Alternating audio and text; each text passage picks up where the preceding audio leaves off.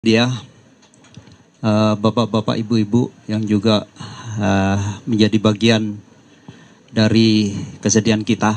Saya ingin menambahkan apa yang disampaikan oleh Kepala BNPB tadi. Yang pertama, kita semuanya menyampaikan rasa duka yang sangat mendalam atas musibah yang terjadi di Pondok Pesantren Qasini ini, khususnya kepada keluarga-keluarga yang saat ini anak-anak kita yang masih dinyatakan belum ditemukan. Saya ingin sampaikan yang pertama bahwa kehadiran Badan SAR Nasional dan kebetulan pagi ini Bapak Kepala BNPB sendiri hadir di sini. Ini merupakan adalah wujud perhatian langsung oleh pemerintah pusat untuk hadir di tempat kejadian pada saat kejadian yang terjadi ini menjadi sesuatu yang khusus. Bahkan tadi sudah dideklar oleh pemerintah bahwa ini sudah masuk di kategori bencana. Apa yang dilakukan Badan SAR Nasional pada saat kejadian terjadi, 38 menit informasi itu sampai di kantor SAR Surabaya. Dan saat itu langsung tim pertama diberangkatkan, tim kedua diberangkatkan, dan langsung dilaksanakan operasi. Tentunya operasi yang kita laksanakan sesuai dengan amanah undang-undang. Kita akan melaksanakan operasi sesuai dengan ketentuan-ketentuan yang harus dilaksanakan. Dan saya sampaikan kepada teman-teman media, kita cukup berterima kasih pada saat kejadian yang menyentuh kemanusiaan ini terjadi.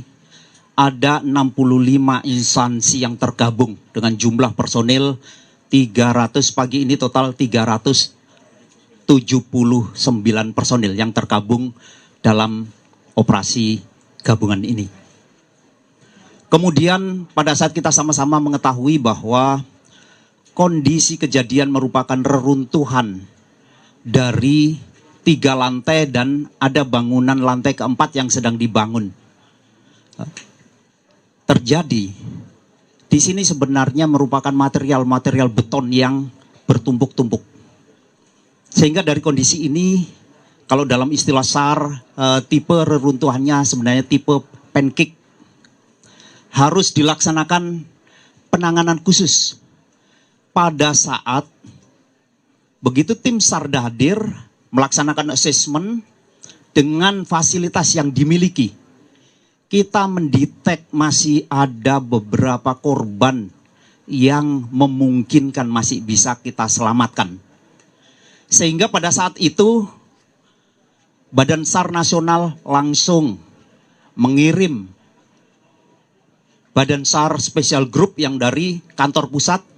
Kemudian kita mengerahkan kantor SAR yang ada di Jogja dan juga kantor SAR yang ada di Semarang dengan peralatan khusus untuk melaksanakan tindakan rescue yang dilaksanakan di sini.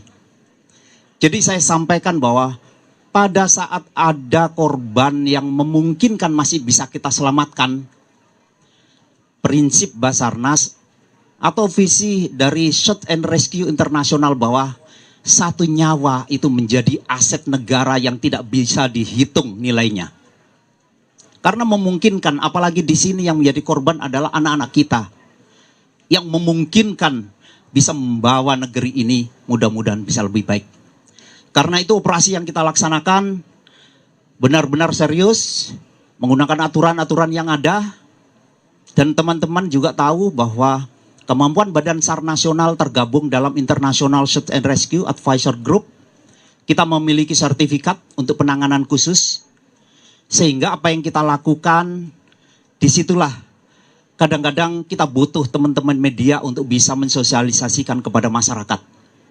Bukan berarti kita tidak menginginkan masyarakat untuk ikut bergabung untuk segera melaksanakan penyelamatan bersama-sama. Satu hal sedikit yang ingin saya sampaikan. Jadi pada saat kita menggunakan teknologi untuk mendetek di mana ada korban yang masih memungkinkan hidup ataupun yang dinyatakan sudah meninggal, kita memiliki teknologi. mulai dari alat-alat detektor sampai kita menggunakan drone thermal. Dan sistem alat ini bekerja atas dasar suhu tubuh manusia yang melaksanakan aktivitas. Kalau di situ banyak orang, alat-alat ini tidak akan pernah bisa bekerja dengan baik. Karena itu sebenarnya kemarin misalkan ada tindakan untuk clear area. Semua personil diajak untuk keluar. Bukan karena kita tidak kepingin teman-teman media untuk ikut bergabung melihat secara nyata. Kita bekerja profesional, apapun yang kita lakukan setiap saat akan kita declare. Saya melaksanakan press release di kantor pusat Basarnas, sudah saya sampaikan ke teman-teman media. Dan saya sampaikan untuk informasi secara berkala, SMC yang ada di sini paling tidak 2 hari akan bisa berinteraksi kepada teman-teman dan juga masyarakat untuk menyampaikan informasi perkembangan operasi yang dilaksanakan. Jadi kita mengharapkan operasi ini bisa segera kita selesaikan. Saat ini kita mengejar golden time karena dimungkinkan dari golden time inilah yang kita detect masih ada kehidupan ini masih memungkinkan untuk bisa kita selamatkan dalam kondisi hidup. Sesuai teori memang 72 jam. Namun pada saat kita sudah bisa menyentuh korban, kita sudah bisa mensuplai minuman, vitamin, bahkan infus sudah bisa kita berikan, memungkinkan yang bersangkutan ini bisa bertahan lebih lama. Terkait dengan kesulitan kita tahu sendiri bahwa konstruksi yang saat ini terjadi, reruntuhan ini, satu titik ada getaran saja bisa menimbulkan dampak-dampak yang lain. Sehingga kita akan melakukan alternatif-alternatif tindakan. Saat ini untuk menyentuh ke titik korban, kita harus kita membuat gorong-gorong di bawah tanah.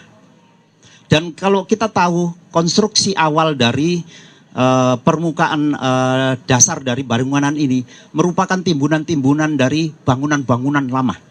Sehingga pada saat kita membuat galian ini pun beresiko kiri kanan juga ada longsoran-longsoran kecil. Sehingga akses untuk bisa masuk hanya relatif di 60 cm. Karena ada di situ ada kolom-kolom beton-beton yang terjadi.